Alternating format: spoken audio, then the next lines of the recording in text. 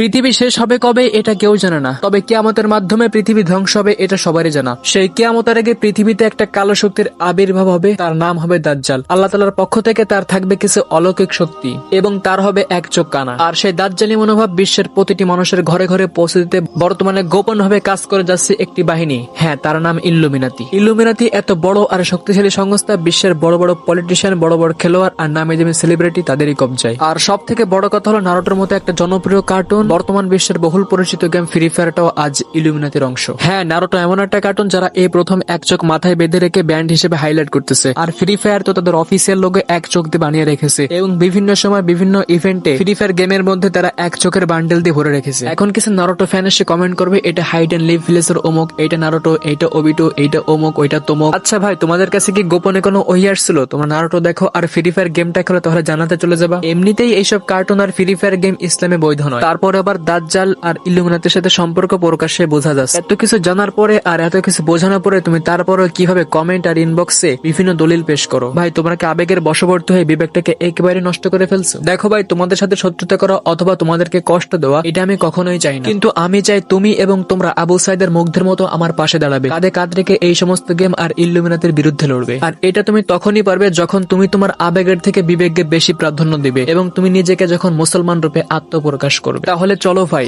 Illuminati ধ্বংস করতে এখন থেকে ইমাম মাহাদি আর্মি হওয়ার প্রস্তুতি গ্রহণ করি।